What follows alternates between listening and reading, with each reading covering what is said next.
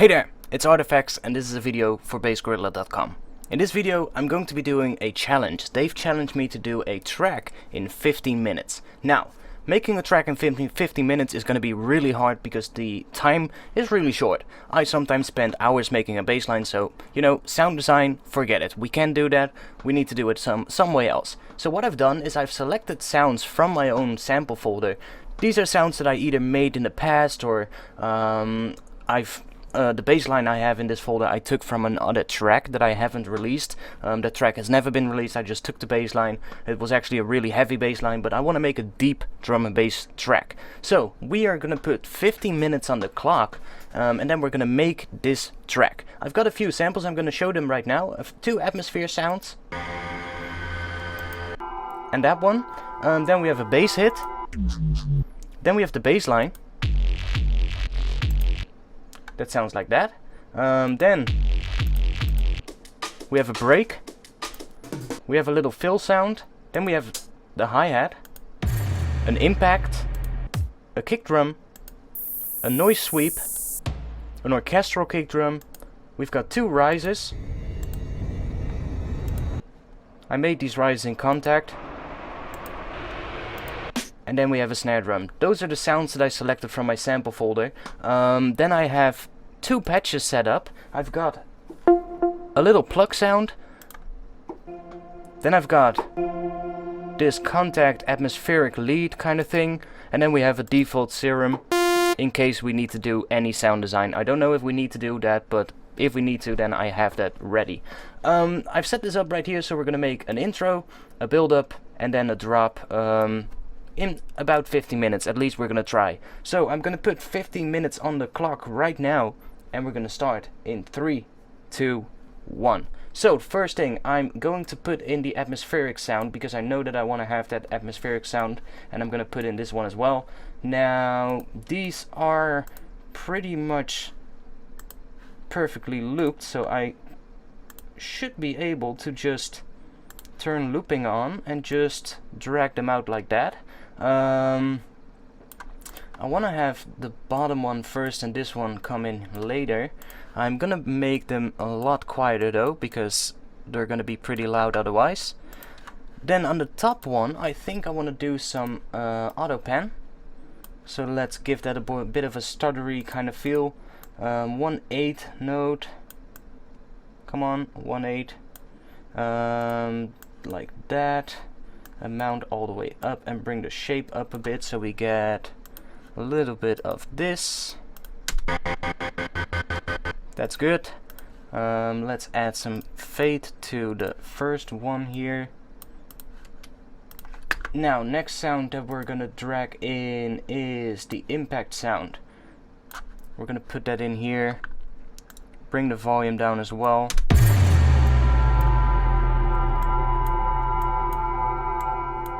Okay, that's the start. Let's use the default Serum preset and put a chord under this. I'm gonna put a F minor chord under it. And I want an F minor chord with a bass note. So let's put a bass note underneath it. Let's drag that out. So we get that. Let's put a lot of voices on this. And let's put another oscillator with a lot of voices on it, and let's bring this one down an octave maybe. Maybe we can bring that bass note up. That's good. Bring the top note down. That's nice. And let's add a low pass filter to it. Both oscillators. That one note is a little too low, which is this one, I think. Maybe we shouldn't do this one an octave down. Let's just keep it like that. And that's good. Now I'm gonna bring the low pass down a bit further. That's nice. So now we start with. Okay, we need a hi-hat right here at the start of the track. So I'm gonna put the hi-hat in right here, and I want the hi-hat to happen every 1 second node. So we can just copy that like that. Oh, and the impact sound doesn't need to be warped. Then we can copy this whole section again. Let's see, we can close all these down. I'm gonna use that cinematic lead here. And let's do a pattern like that maybe. Okay, bring that down a lot.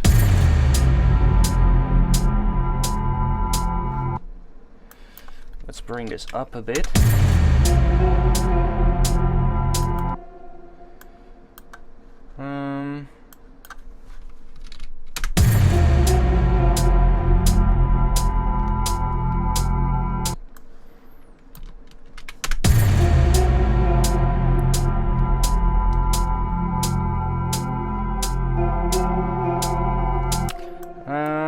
I think I want to make these a bit longer.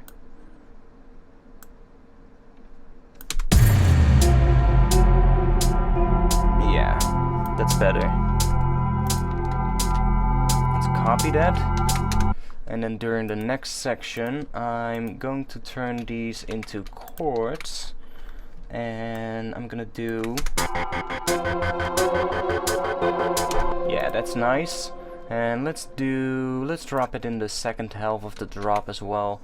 I think that would be nice just to have that come back. Now we need a kick drum. Let's put the break in first, because we know that the break is going to be used pretty much all throughout the drop. Let's drop that in volume.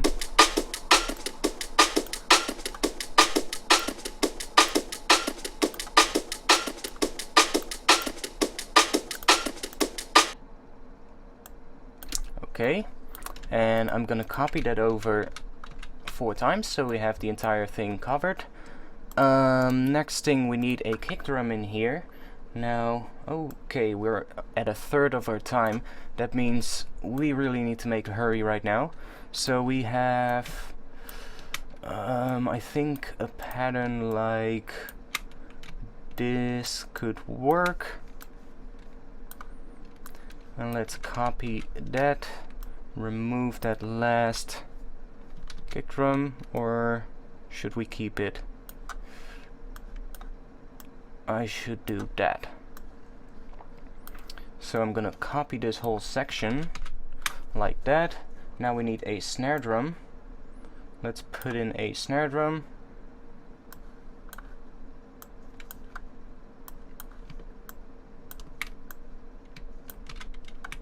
Like that, and let's copy that a bunch of times like so. I should bring the volume of these down, otherwise it's gonna be too loud. So now we have, okay, now I can take the hi-hat that we had and copy that right there. And I'm going to turn this into a 1/8 note pattern.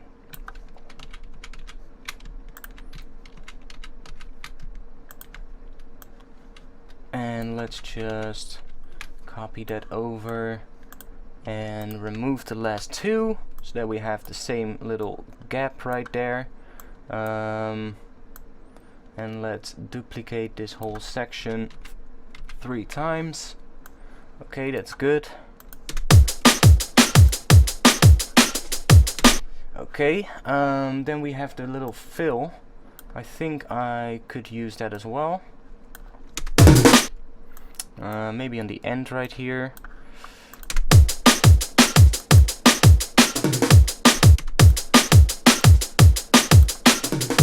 Yeah, that's good enough. And let's copy that like so. Now I think we should put in the bass line and low pass that bass line so we can actually make it work for a deeper track. So I need an EQ. EQ 8 on the bass line, and I need a low pass. Bring it down quite a lot actually, and bring that down in volume a bit.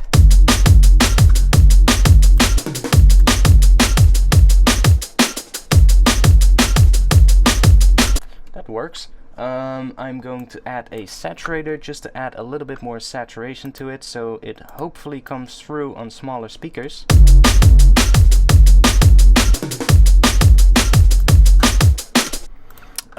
Then I'm going to, let's see, we need some chords in here, so I'm going to use these chords. I want these chords to come in during the build-up first, so I'm going to create a really short MIDI clip.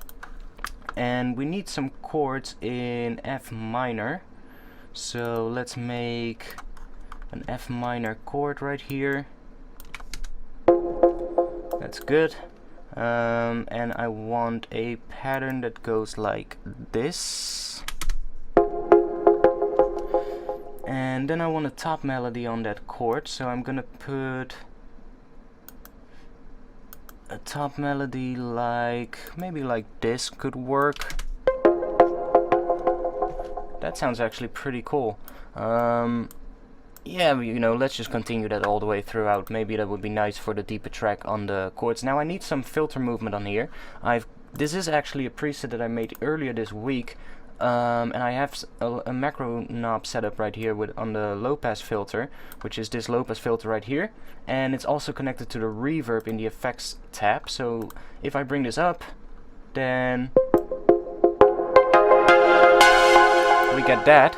Now it's really loud, so I'm gonna bring it down a bit, and let's just do some filter automation with this. So I'm gonna record and enable this track, and then no, I'm not going to record enable, I'm just going to press record right here. I'm just going to move this around a bit while it's playing. So, there we go.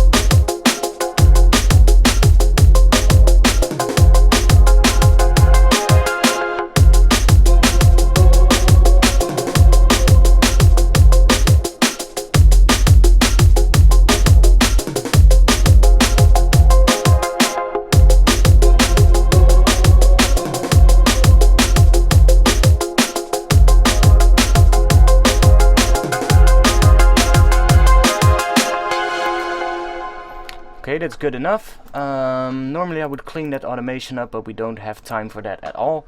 I do wanna maybe, let's see, I wanna try if it sounds better with these chords a little lower.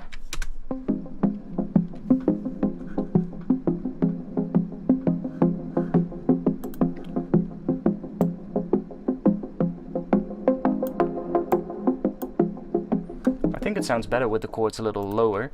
So now, what other samples did we have? We can put in that little bass hit, and I think that bass hit will work well in the gap here at the end. So let's take the bass hit and drop it right there. Or should I put it here? Yeah, I'm gonna put it right there, and I'm just gonna drop it like so.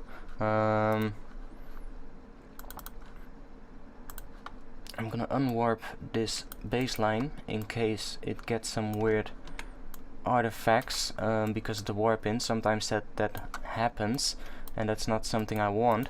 So I'm just gonna do that. Probably gives it a little bit of a cleaner sound. Let's bring that one down in volume and let's see how that sounds.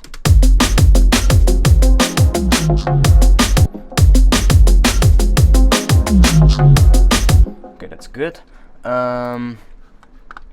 What other sounds did we have? We have the orchestral kick drum. We can use that at the start of the build-up. And let's bring the volume down.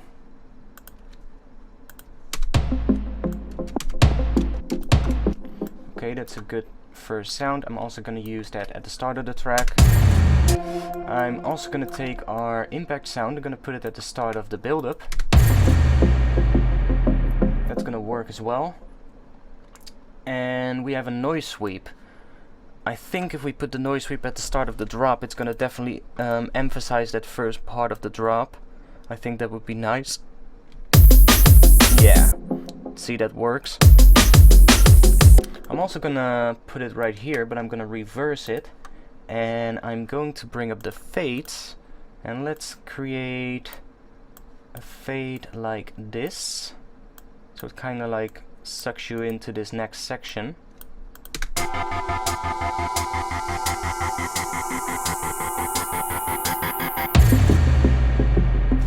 Okay, that works. Now let's go into the kick drum. And let's put a kick drum right here in the intro. And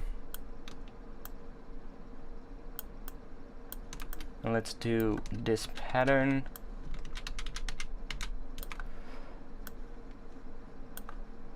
And then I'm gonna remove these. And then I'm gonna add a low pass filter to the kick drum, so that it is low pass during the intro. Okay, I didn't add it to the kick drum, I added it to somewhere else. That's not good. Where did I add it? Okay, it's here. Let's get rid of it. We have 10 seconds left. Come on. Okay, so we need only that sound during this section. And that's 15 minutes. I'm gonna do one more thing, and that is dragging in the risers, because I totally haven't had time for that. So I'm just gonna put the riser in, like so. I'm not gonna bother with the leveling too much, and I'm gonna put the other riser right here for the build-up. That's the last thing I wanted to do. I know this might be cheating a little, but it's not too much. So that's it, like that. So that's it, 15 minutes, guys. Let's see how this sounds.